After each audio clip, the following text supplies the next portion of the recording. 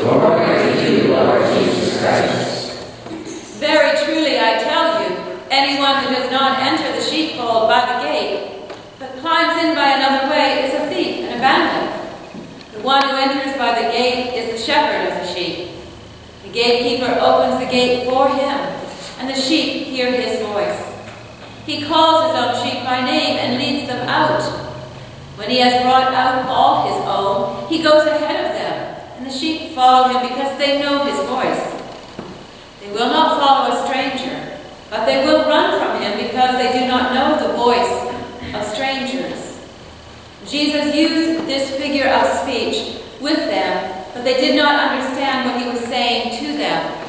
So again Jesus said to them, "Well, very truly I tell you, I am the gate for the sheep. And all who come before me are thieves and bandits, but the sheep do not listen to them. I am the gate. Whoever enters by me will be saved, and will come in and go out and find pasture. The thief comes only to steal and kill and destroy. I came that they may have life and have it abundantly." The Gospel of Christ. Praise to you, Lord Jesus Christ.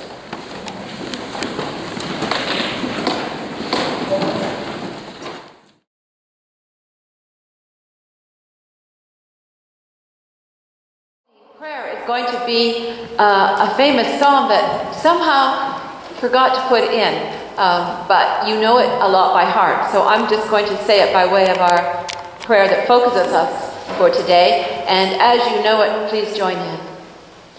The Lord is my shepherd, I shall not be in want. He maketh me to lie down in green pastures. He leadeth me beside the still waters. He restoreth my soul. He leadeth me in the paths of righteousness for his name's sake. And yea, though I walk through the valley of the shadow of death, I will fear no evil, for thou art with me. Thy rod and thy staff, they comfort me. Thou preparest a table before me in the presence of mine enemies. Thou anointest my head with oil. My cup runneth over.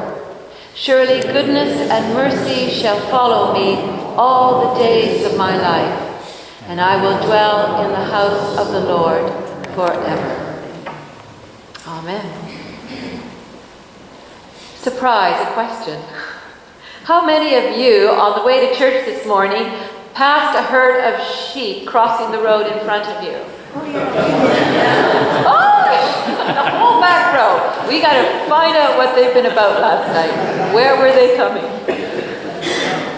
I was going to say me neither, but now I got to say, well, I didn't. I would say, however, that we'd all put our hands up about enjoying from time to time the beautiful pastoral country view from the car of sheep grazing. And if you drive through Perth, Ontario, you'll see Oliver and Sarah Lawton's flock. They have about 1,000 ewes. Is that correct? Ewes, I know it doesn't sound right. Ewes on Drover's Way Farm.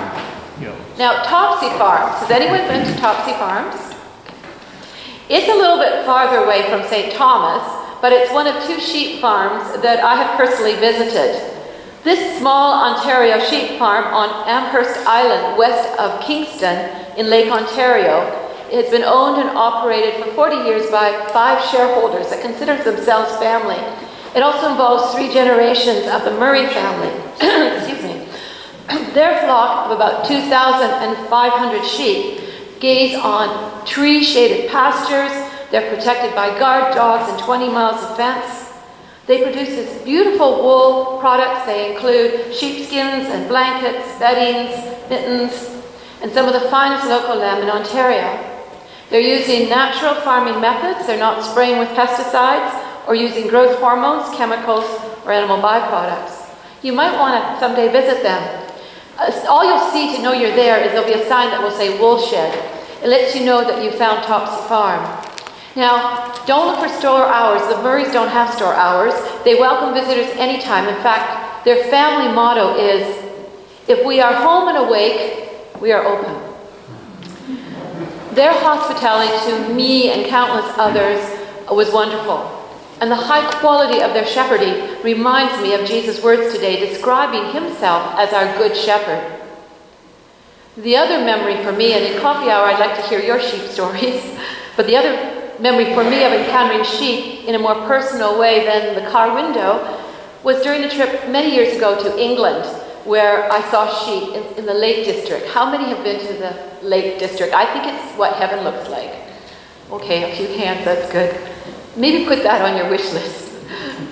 Well, there I saw lots of sheep. They had the Hairwick sheep with those very itchy sweaters, the Swaledale and the upland breeds, the Suffolk and North of England mule. One of our cousins actually has a sheep farm in Suffolk, and we had the good fortune to visit shortly after lambing season. So during our stay, I got to watch a sheep shearing. I appreciated how much work in caring for the sheep. But that first evening we were gathered in their home by the fire, we heard a very upsetting story. There'd been a recent predator attacking the fold, and they lost a lamb. And what was also in my mind was how deeply they felt, it was felt by the whole family, who took to heart the safety of every single sheep. Both their devotion to the care of their sheep and the Murrays at Topsy Farm left a lasting impression on me. Jake Murray, which is one of the younger generation of Murrays, was asked once, well, what would you do if you won the lottery? And, you might think, oh, I'm leaving the sheep business. This is what he said. I would find life's balance by continuing to live and work at my farm. I can't imagine living anywhere else. The land, the animals, the very air are as much a part of me as my skin and fingernails. This is utter peace and stillness inside and out, and you can't put a price on that. At the same time, it's a huge commitment. The decision to become a farmer feels sort of like, and I've never heard a farmer say this before, the decision to become a farmer feels sort of like joining a monastery, giving up most of my worldly possessions for the betterment of humankind. Lots of days I don't feel that generous. And yet, I want to raise my boys the way I was raised. As we improve the land and the buildings and the animals and machinery, they improve us. This is exactly where the scriptures today are leading us, to seeking a better quality of life in relation to Christ and to each other. In that first reading from Acts that Joanne read, we hear of the early Christians living a life where they hold all things in common. Quite recently, I had the privilege of being in a gathering of musicians and artists in London who, guess what, heard of St. Thomas's Lenten series on Leonard Cohen and the Paschal Mysteries, and they wondered if we could lead an all-day workshop. What came out of it in that great day was that I had asked casually how the group formed, never expecting the answer. They formed 30 years ago in the image of our first reading from Acts. They worked right in the heart of the city in London in various jobs, independently. They had their own families to raise, but they pooled and shared their income. And that way, no one was in want. And they met regularly for friendship and meals, for prayer and fellowship, for decision-making around the funds, of which a significant chunk would go, as it does at St. John's, to outreach.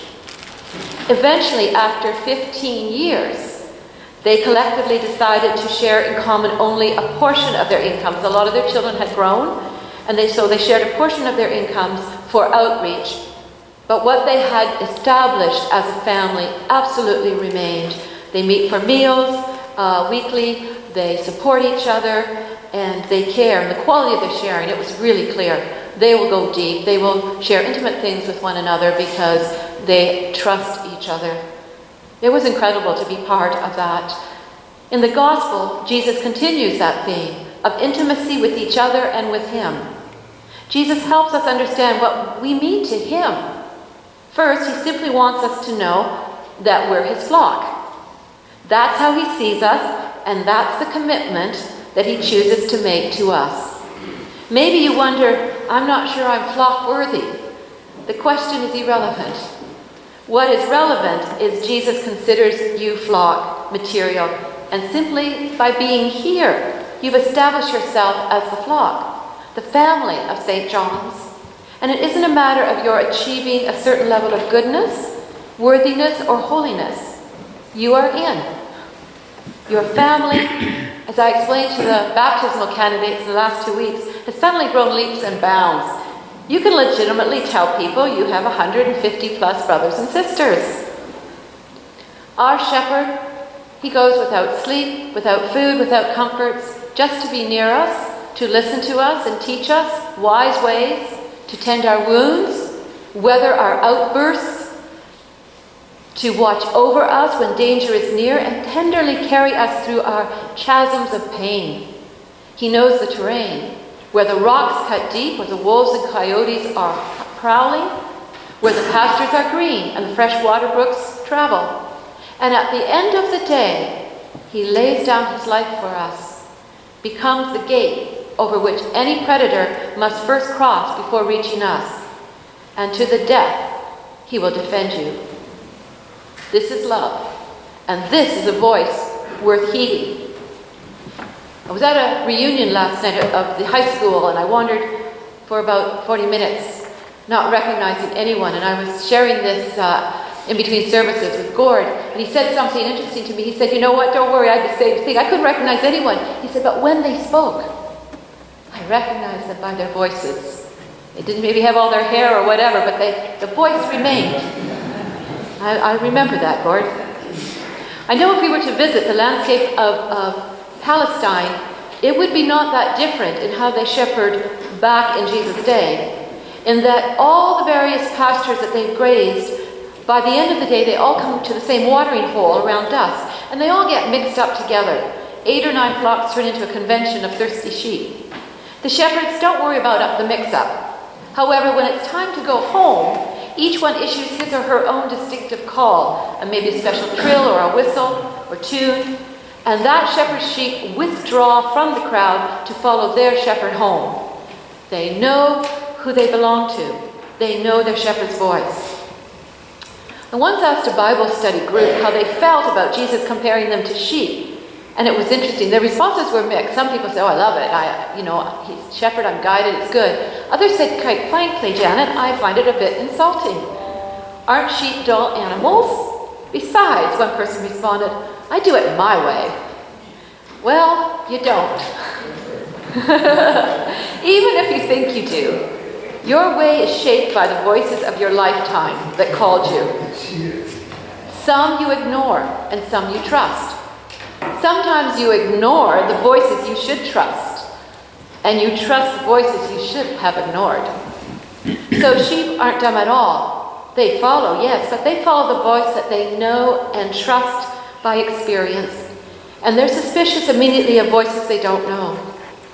They follow a path that is sure and trustworthy, and even if there are hundreds of paths and truths to follow, they're listening for the one whose voice they know. You did the same when you were born. You trusted the voice of the one who held you, fed you, and settled you from your night fears. It's amazing, isn't it? In a crowd, massive crowd of people, a baby will know the voice of mom or dad right across the room. Have we continued to be as discriminating in the voices that we listen to today? Jesus' call is grounded in his desire for a relationship with us, to know us and be known by us. And he expects us to engage in discernment, to ask questions, to be wise in the ways that we follow him. He offers health and hospitality. He invites us to shepherd others who can't hear any trustworthy voices. I know, like you, I've been challenged this week to know, am I hearing well the voice of 12 million brothers and sisters now facing extreme famine in South and East Africa?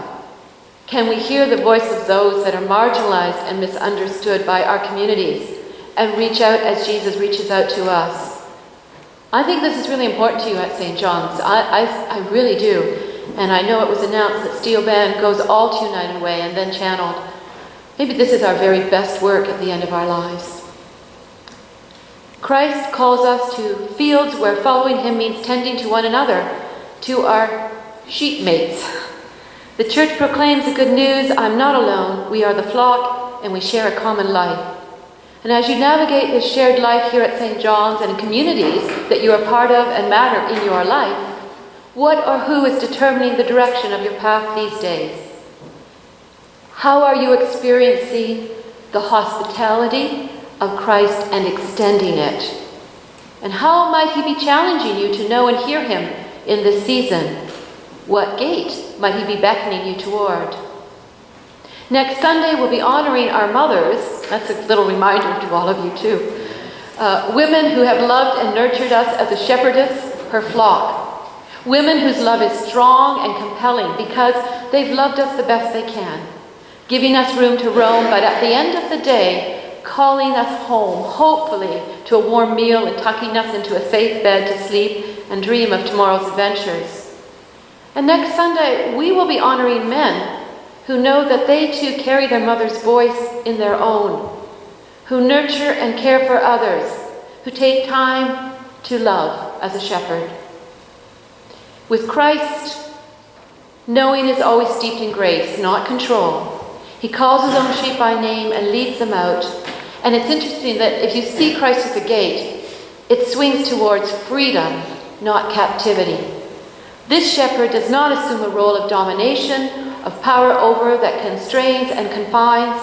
He is one who pours his power out on our behalf, that we may enter into the places where we can flourish, that they may have life and have it in abundance. Now, I'd like to end with a story that touched my heart, that once more from Barbara Brown Taylor, and it's about her husband Ed and his friend Tommy. I don't know if any of you have been duck hunting. I don't want to see all hands up, actually, but a couple have. Yes, good. Actually, I had some duck meatballs, I'll confess, in Toronto, and they were very good. Ed and Tommy went duck hunting on the Flint River. They had been out all day in Tommy's boat. Remember, it's Tommy's boat. Sharing equally in the care and pleasure of it.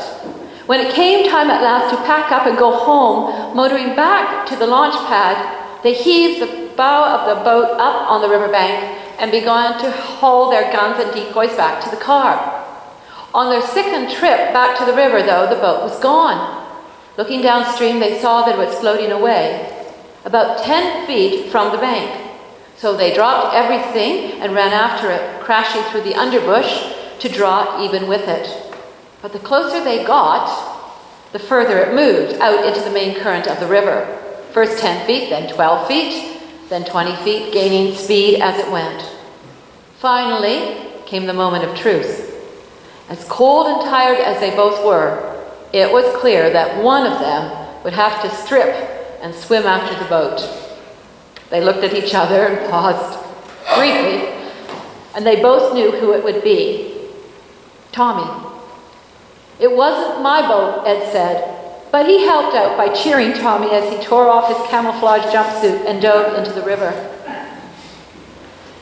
We all deserve, in God's eyes, to have someone in our lives who lays down his life for us, who will tear off his clothes and dive into the water when what is disappearing down the river happens to be us. Do you know such a person? We do. Amen.